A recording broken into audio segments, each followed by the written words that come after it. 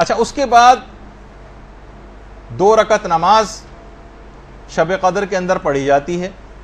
جس میں الحمد کے بعد ہر رکعت میں 7 مرتبہ سورہ قل هو اللہ احد پڑھی جاتی۔ دیکھیے، اس کا بھی پیغام یہ ہے کہ عام زندگی میں بھی اس شب میں یہ جو 2 رکعت نماز پڑھی جا رہی ہے، اس میں نماز کا عادی بننا ہے،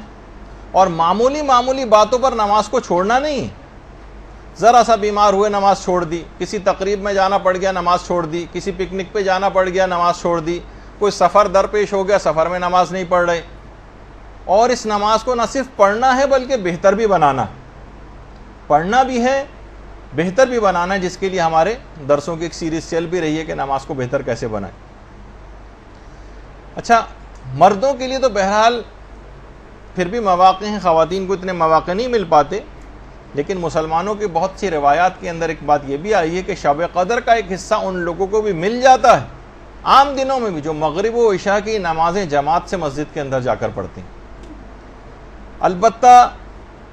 وہ افراد کہ جو بے نمازی ہیں یا گھنٹے دار قسم کے نمازی ہیں، وہ اس رات کی، کیونکہ اس سے پیغام ہی انہوں نے کوئی نہیں لیا، جو 2 رکعت نماز بھی پڑھی بس اس رات کی حد تک رہے، اس کو پھیلایا نہیں اس شب قدر کو تمام راتوں کے اوپر۔ تو کیا اس سے ہوتا ہے کہ اکثر لوگ یہاں پر رابطہ کرتے ہیں مدرسے میں کہ ہمارے والد تھے، 70 سال کی عمر تھی، 90 سال کی عمر تھی، اور پوری زندگی میں ایک نماز بھی نہیں پڑھی، ان کی نمازیں پڑھوانا۔ پھر جب ان کو بتاتے ہیں، ان کے روزوں کا وہ بتاتے ہیں سلسلہ کہ یہ، تو سوچتے ہیں کہ تو ہمیں پوری جائیداد ہی ابا کے لیے جو قربان کرنی پڑے گی۔ تو اولاد بھی پریشان ہو جاتی ہے کہ اتنے روزے اور ان کی اتنی نمازیں کیسے کروائیں۔ باقاعدہ جو کتاب ہدیہ مبلغین ہے، اس میں کتاب شناخت نماز کے حوالے سے ایک روایت کو نقل کیا گیا۔ وہ یہ ہے کہ ایک دفعہ ایک شخص پیغمبر اسلام کے پاس آیا، اللہم صلی علی محمد وعلی محمد،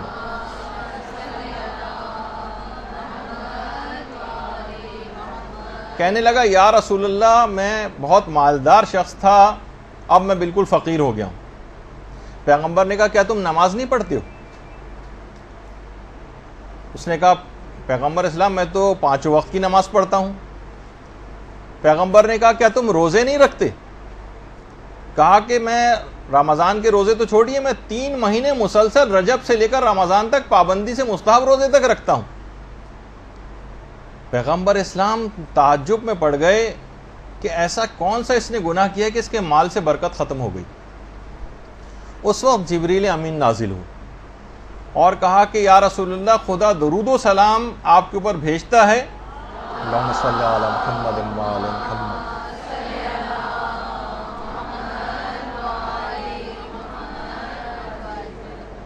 آپ اس بندے سے کہہ دیں کہ اس کا جو باغ ہے، اس باغ کے اندر ایک گھونسلہ ہے چڑیا کا، اس گھونسلے میں ایک بے نمازی کی ہڈی کا ایک ٹکڑا موجود ہے، جس کی نحوست کی وجہ سے تمہارے مال میں بالکل برکت ختم ہو گئی اور تم مفلس و نادار ہو گئے۔ پیغمبر اسلام نے اس شخص کو یہ بات بتائی۔ وہ شخص اپنے باغ میں گیا، اور وہ عام طور پہ ہوتا ہے نا، جانور کوئی نہ کوئی ٹکڑا اٹھا کر لے آتے ہیں کسی ہڈی کا، وہ اس نے گھونسلے میں سے نکال کر کسی دور جگہ پھینک کر آیا، اس کے اثرات بد دور ہوئے اور دوبارہ مال کے اندر اس کے برکت آنی شروع ہوئی۔ تو آپ خود سوچیں کہ بے نمازی کی ہڈی کا ایک چھوٹا سا ٹکڑا وہ اتنا زیادہ نحوست رکھتا ہے، تو ایک مجسم بے نمازی آپ کے اطراف میں موجود ہوں، مجسم بے نمازی آپ کے گھروں کے اندر آپ کے ساتھ رہتے ہوں، تو وہ گھر کتنی بلاؤں، تکلیفوں، مشکلات، پریشانیوں اور فقر و فاقے کا شکار ہوگا، جو لوگ آج ہر وقت اس کا ذکر کرتے رہتے ہیں۔ اور بے نمازی سے مراد یہ نہیں کہ جو شروع سے آخر تک ایک نماز بھی نہ پڑھتا ہو، جو گنڈے دار ٹائپ کے نمازی ہوتے ہیں، کبھی پڑھ لی کبھی نہیں پڑھی، کہ فلاں نماز فجر کی روزانہ قضا ہو گئی، ساری نمازوں قضا کر کے کبھی ایک ساتھ پڑھ لیا، ان کے بھی اثرات نحوست اسی انداز کے ہوتے ہیں۔ تو اگر آپ نے خود اپنے آپ کو نمازیں ٹھیک بھی کر رہی ہیں، لوگ بڑے پریشان ہوتے ہیں، جیسے اس نے آ کر کے میں 3 مہینے کے مستحب روزے بھی رکھتا ہوں، تمام نمازیں بھی پابندی کے ساتھ پڑھتا ہوں، کوئی واجبات اپنا چھوڑتا نہیں ہوں، پھر بھی میں مفلس ہوتا جا رہا ہوں، اس وجہ سے کہ آپ تبلیغ نہیں کر رہے ہیں اپنے اطراف والے لوگوں پر۔ وہ اگر ویسے ہی خراب رہے اور آپ ذاتی طور پر اپنے عمل کو اچھا کرتے چلے گئے، تو لا محالہ ان کے اثرات آپ تک پہنچیں گے، اور یہی بے برکتی اور نقصان کا سبب آپ بنیں گے۔ جیسے کوئی بہت بدبودار چیز کمرے، آپ لاکھ خوشبو لگا کے بیٹھے رہیں اور کوئی سڑی ہوئی مچھلی کمرے میں لا کے رکھ دیں تو اس کے اثرات آپ تک پہنچیں گے؟ آپ فقط اپنے لباس پر خوشبو سے اس گندے اور برے اور بدبودار چیز کے اثرات کو دور نہیں کر سکتے۔ تو بہت ضرورت اس بات کی، جب ہی ہم بار بار اس بات کو کہتے ہیں کہ تبلیغات کے اندر آپ اپنے آپ کو بھی، اگر آپ کو ٹھیک کرنا ہے اپنے حال کو بھی، تب بھی آپ کو تبلیغ کرنا پڑے گی، ورنہ دوسرے جو خراب ہوتے چلے جائیں گے آپ کے تبلیغ نہ کرنے کے نتیجے میں، اس سے آپ بھی متاثر ہوئے بغیر نہیں رہ سکتی۔ اور تو اس نماز کا ایک حق ہے شب قدر میں، اس کی تبلیغ کریں، لوگ اس کو پڑھنا شروع کریں اور مسائل فقہ کے تحت صحیح طور پر نماز پڑھنا شروع کریں، اور نماز کو بہتر سے بہتر بنانے کے لیے اب اقدامات شروع کریں، اور اس شب میں اس کا حق ادا کرنے کی آپ نیت کریں، اور پھر پورا سال اس سلسلے میں کام بھی کریں۔ اور اگر کوئی شخص فقط پوری زندگی بھی اس نماز کے موضوع کی تبلیغ پہ لگا دے تو اس نے ایک بہت بڑا کارنامہ جو ہے وہ انجام دے دیا۔ دیکھیے، اس 2 رکعت نماز شب قدر جو آپ پڑھیں گی، اور اس کے ساتھ ساتھ آپ کو نماز شب بھی پڑھنا ہے اسی رات کو، یہ بھی نماز کی کنٹینیوشن ایک ہی رات میں جو آپ کو نمازیں پڑھنی ہیں، اس میں ایک تو نماز واجب نماز ہے جو آپ کو مغرب عشاء کی پڑھنی ہے، اس کے بعد یہ 2 رکعت نماز شب قدر ہے، اور اسی رات آپ کو نماز شب کے پابندی کی بھی نیت کرنی۔ اس سے بہتر کون سی رات آئے گی جب آپ اس بات کا عہد کریں گے کہ اب مجھ سے نماز شب نہیں چھوٹنی چاہیے؟ جو بالکل مبتدی ہیں، جب تک بالکل نہیں پڑھتے ہیں، میں ریکمینڈ کروں گا کہ وہ 1 مہینے تک فقط ایک رکعت نماز شب سے ابتدا کریں۔ جب وہ مکمل پابندی کے ساتھ کم سے کم 1 مہینے تک ایک رکعت پڑھ لیں گی تو پھر وہ 3 رکعت پہ چلی جائیں، پھر 3 مہینے تک 3 رکعت پڑھتی رہیں، اور اس کے بعد جب 3 مہینے تک عادی ہو جائے تو پھر آرام سے 8 رکعتیں اور 11 رکعتوں تک بھی جانا کوئی مسئلہ نہیں ہوگا، چلتے پھرتے بھی پڑھی جا سکتی ہیں، الحمد کے اوپر اکتفا بھی کیا جا سکتا ہے، تمام مستحبات بھی نکالے جا سکتے ہیں، چند منٹ کی یہ نماز، لیکن اس کا آپ کو عادی بننا پڑے گا۔ اور نماز شب کے متعلق یہ بات کہی جاتی ہے کہ یہ معنی گناہان آئندہ ہے اور کفارہ گناہان گزشتہ ہے، گزشتہ گناہوں کا کفارہ ہے اور آئندہ گناہوں سے بچانے والی چیز ہے۔ اور یہی وجہ ہے کہ باقاعدہ میں وہ تصویر تو نکال نہیں سکا کہ امام خمینی نے آپریشن سے پہلے جب مسلسل آکسیجن لگی ہوئی تھی، ایک تو یہ ہے آپ کے سامنے، اس کے بعد پھر ایک اور بھی ہے جس کی تصویر کا میرے پاس وقت نہیں تھا اس کو نکال سکوں، لیکن مسلسل ناک پہ آکسیجن لگی ہوئی تھی۔ اسی حالت میں امام خمینی نے اپنی واجب نمازیں، ظہر اثر کی نماز اس میں پڑھی تھی آپریشن سے پہلے، حتیٰ اسی آکسیجن لگی حالت میں نماز شب بھی ادا کی تھی، ورنہ جو اتنا کریٹیکلی ال پیشنٹ ہو اور بالکل ایکسپائر ہونے والا ہو، اور اس کی جو صورتحال اس وقت ہوتی ہے کہ اس میں اپنے آپ کا اس کو ہوش نہیں ہوتا، اس میں بھی مستحب نمازیں حتیٰ کہ پوری 11 رکعت نماز شب آکسیجن لگے انہوں نے انجام دی۔ اللہم صلی علی محمد۔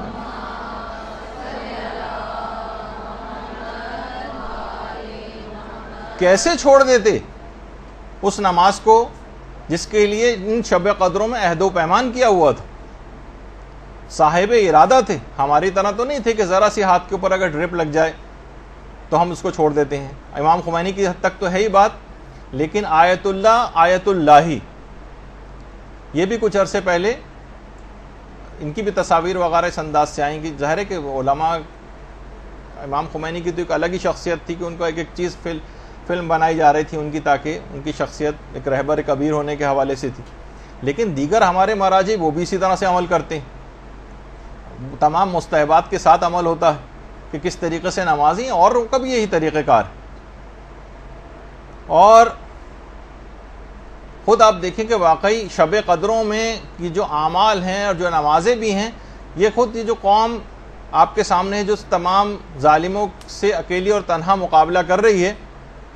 وہ کس طرح سے ان کے اندر یہ کیفیت پیدا ہوئی۔ دیکھیں وہاں پہ جو بیمار ہیں، بیمار ہاسپٹلس کے اندر، اب کچھ تصاویر میں آپ کو دکھاؤں گا، اس سے ان لوگوں کا اندازہ ہوگا کہ کتنی ایمانی جذبہ اور اپنے آپ سے ان کا موازنہ کرتی جائیے گا کہ ہم معمولی سی چیزوں میں ڈرپ لگ گئی تو نمازیں چھوڑ دیتے ہیں، ہاتھوں میں کینیولا لگ گیا نمازیں چھوڑ دیتے ہیں، اسپتال میں داخل ہونا پڑ گیا، مریض تو چھوڑیے لواحقین تک نماز چھوڑ دیتے ہیں کہ کیسے یہاں پر نجاست ہے اور فلاں ہے اور کیا چیز ہے۔ اب آپ دیکھیے ان لوگوں کی حالت کہ وہاں پہ اعمال شب قدر کے لیے مریض تک بستر پہ لیٹ کر اعمال شب قدر جو ہے وہ انجام دے رہے ہیں. جو لواحقین ان کے ساتھ بیٹھے ہیں بجائے کہ فضولیات وقت ضائع کرنے کے ٹی وی دیکھنے کے وہ اس کے اندر مشغول ہیں. آپ خود سوچیں کہ ایمانی یعنی کسی بھی جگہ ہونا معنی نہیں ان کے لیے ہوتا ہے کہ وہ جو ہے اس رات کو عبادت جو ہے وہ انجام نہ دیں. حتیٰ کہ جو اتنے قریب المرگ ہیں ان تک کو جو ہے عمل قرآن وغیرہ کروایا جا رہا ہے، اہمیت سے آگاہ ہیں. اور خود پیرامیڈیکل اسٹاف اور ڈاکٹر حضرات بھی بیٹھ کے کرتے ہیں اعمال اسی طریقے سے. یا جو جہاز میں ہیں اور شب قدر گزارنی پڑ رہی ہے تو باقاعدہ ایک کونے میں بیٹھ کے لوگ باقاعدہ اپنے اعمال شب قدر تک انجام جو ہے وہ دیتے ہیں. یہ نہیں سوچتے کہ ہم تو سفر میں ہیں. مثلا جو لواحقین ہیں مریضوں کے، وہ مریضوں کے لیے بھی اور وہیں پہ بیٹھ کر اپنی جو ہے عبادتوں کو جو ہے وہ انجام دے رہے ہیں. کتنی خواتین اس طرح سے ہیں بالکل قریب المرگ عزیز ان کے موجود ہیں، ان کے جو سرہانے جو ہے وہ بیٹھی ہوئی خواتین ہیں. خود مریض حضرات بھی یہ دیکھیے کہ باقاعدہ، ظاہر ہے کہ سب مریض تو اس طرح سے اسپتال میں نہیں ہوتے نا کہ کچھ بھی نہ کر سکیں، وہ بات بھی کر سکتے ہیں، کچھ چیز پڑھ بھی سکتے ہیں، تو وہ کیوں اپنے وقت کو جو ضائع کریں، وہ اس کو اس طور پر کام میں لے کر آتے ہیں. تو یہاں پہ بھی جو مریض ہیں ان کو کوشش کرنی چاہیے، ان کو چیزیں پڑھ سکتے ہو تو آپ پڑھنے کو ان کو چیزیں دیں.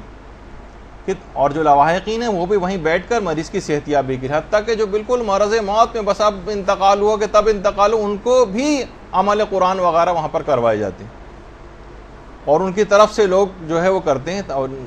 ہمارے ہاں ہمیں بالکل برخلاف، ہمیں ایک جگہ بھی کہیں ایسا نظر نہیں آتا. آپ سروے کر کے دیکھ لیجیے شب قدروں میں کسی بھی اسپتال میں جا کے کیا ہوتا. مریض خود اپنے بستروں میں بیٹھ کر وہ جو کھانے کی جو ایک ٹیبل ہوتی ہے اس پہ رکھ کر قبلہ رخ ہو کر، اگر قبلہ جو ہے وہ بالکل ان کے پشت کی طرف ہے بیڈ کی، تو وہ پورا مڑ کر اور کوشش کرتے ہیں کہ ہم ان اعمال کو اس رات کے اندر جو ہے انجام دیں. جو ریسیپشنسٹ ہوتے ہیں، جو کچھ ہوتے ہیں، وہیں پہ بیٹھ کر جتنا ممکن ہو ان کے لیے دعائیں وغیرہ پڑھنا، وہ دعائیں پڑھتے ہیں. بہت سی خواتین اس طرح انداز کی ہیں اور بہت سے مریض کے آکسیجن لگی ہوئی ہے، لیکن پھر بھی اس رات کو بہترین طریقے سے گزارنے والا ایک عمل جو ہے وہ انجام دیا جاتا ہے. بس آپ کو دکھانے کے حوالے تک ایک تشویق ہو، ایک ترغیب ہو اور معنی نہ سمجھا جائے. مریضوں کو بھی یہ تمام چیزیں وہاں پر مہیا کریں، جو کر سکتے ہیں وہ خود کریں، ورنہ ان کے لواحقین اس کو انجام دیں. برحمتك يا أرحم الراحمين وصلى الله على محمد وآله الطاهرين.